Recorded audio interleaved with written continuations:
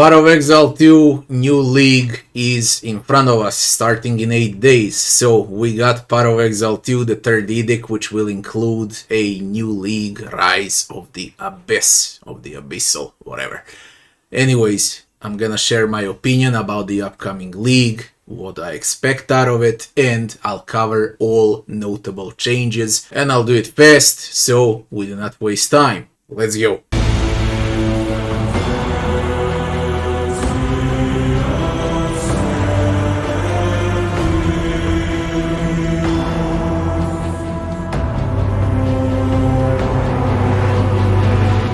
So we pass through the main things now. What is the biggest addition? It's the Act 4. Act 4 consists out of 16 new areas, 12 new bosses, and it's completely non-linear. By adding Act 4, they finally, thank God, removed a stupid cruel mod where you had to replay the campaign twice. So this time we only play it once and we're in the end game. But because you're gonna lack a level with 4 acts, this time they got interlude acts, which are brand new content that we're gonna do after we're done with Act 4, which is also, call it like Act 5, because when you combine 3 interlude acts, they're gonna be as big as one entire act. So this is quite a big campaign right now, even though it doesn't have cruel mod anymore. Yeah, it's still gonna take quite a lot of time to reach level 65 so you can start the end game. Speaking about the end game, we got new league, which would be Rise of the Abyssal. So what they did in this league, it's not like a copy-paste version of the Abyss from Path of Exile 1. This is a combo out of June, Legion, and Abyss into one. Why I say so? The gems that you're gonna find, or should I say the jewels that you're gonna find in the Abyss, act like Legion jewels in a skill tree where they cover big portion of the skill tree, okay? And the materials that we're gonna find over there will be for crafting, which are exactly the same like the ones you get from Katarina in Path of Exile 1, the Unveil Exalted Orb. So basically when they say a new crafting system, it's only the Unveil Exalted Orb from Path of Exile 1, which now counts as an Abyss item. That's about it. And what about the content, the gameplay about the actual Abyss? Everything is absolutely the same like it used to be in Path of Exile 1. You trigger the Abyss, you chase the Abyss, undead spawn, you kill undead, and then the chest appears. If you're lucky enough, the Abyss opens up where you go even deeper and you get even better rewards and new crafting options. So Abyss is actually quite big compared to the Abyss in Path of Exile 1. Similar, but let's say it offers more content, yeah? The most important change by far would be sprinting. Because this time, once you roll and you hold space, you will be able to sprint and to cover the map faster. There is a big problem with it. If you get hit while sprinting, you're gonna get stunned and you're gonna die. So probably what they thought about was to clear the entire map, and then when you sprint from objective to objective, you can go faster. But to do the sprinting during the combat is not smart at all, because you can easily get one-shotted. But at least sprinting is now available in the game. Big addition. I really wasn't expecting this. I expected classic move speed from the start, but they decided to go with sprinting. Let's see how it's gonna work.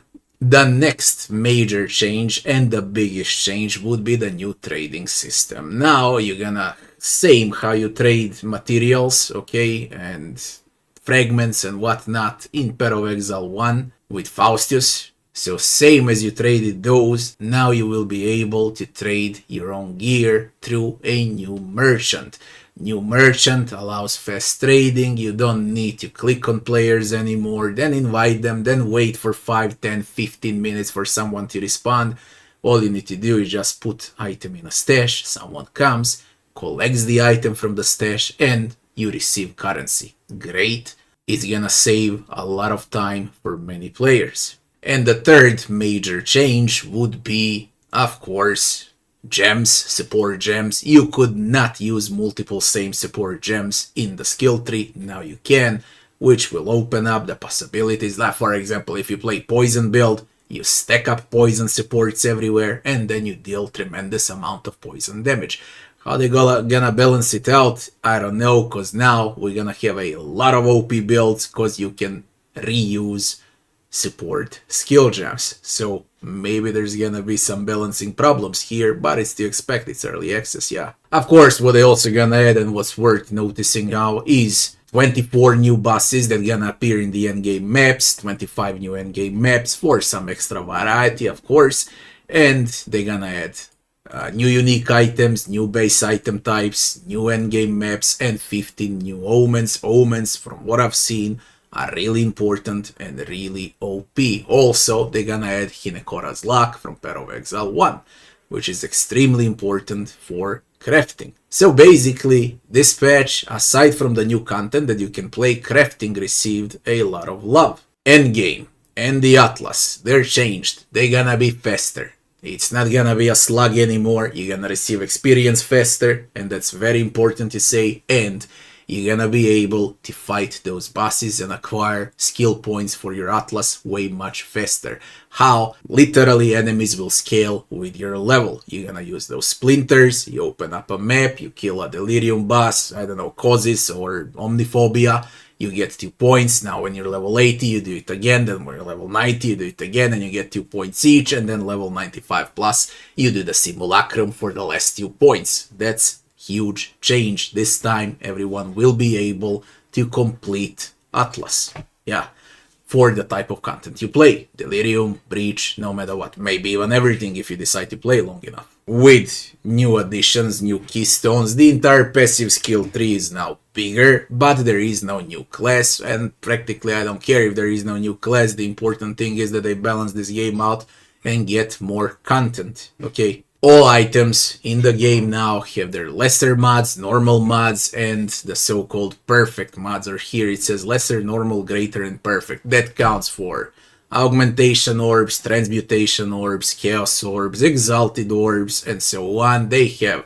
more power the higher level you are, or better to say, when you ramp up exalt into item, and if it's a perfect exalted orb, you're gonna have higher tiers on items once you decide to craft, which is very good, but that's mega late game. That also means that you can easily spend lesser, normal, and greater versions during leveling. You don't need to keep them anymore, which is also great. Of course, all classes and all ascendancies in the game are changed. I don't want to go into detail what they did. Depends what you play. What you play, focus on that. You can only play like 1 or 2 different builds per season if you want to min-max everything. So there is no need basically to know what they did with every single class and ascendancy, yeah. But there's a lot of changes. That's what I know. And the most important changes would be the armor changes and how defenses work, where evasion can scale into block and armor can scale into some elemental damage mitigation.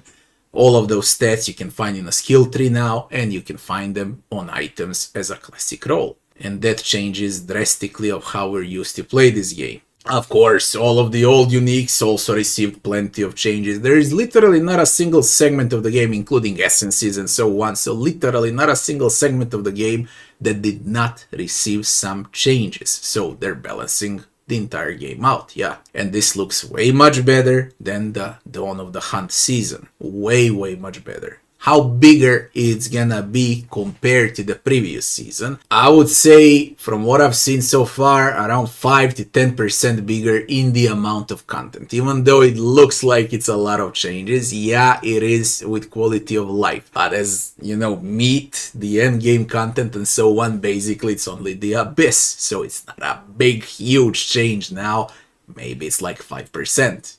But the entire game changed a lot, so the overall feeling of the game, how different it's gonna feel compared to the previous season, I guess it's gonna feel like a different game, completely like a different game. So I am also curious about it, and I will play it for sure, because this looks like a step into the right direction right now. because the previous season was a complete disaster. And now the famous question is, should you play or not? Yeah, you should, because there is nothing else left to play. There is Silksong coming out on September 4th, so those that enjoy Metroidvanias will opt in for Silksong. Everyone else should easily come and play PoE Exile 2 right now, because there is nothing better at the moment on the entire gaming market than the Abyss season for PoE Exile 2. I'll play both PoE Exile 2 and Silksong whenever I find time for them. So my overall opinion about PoE Exile 2 got slightly better than it used to be 4 or 5 months ago. They're going into the right direction right now, finally.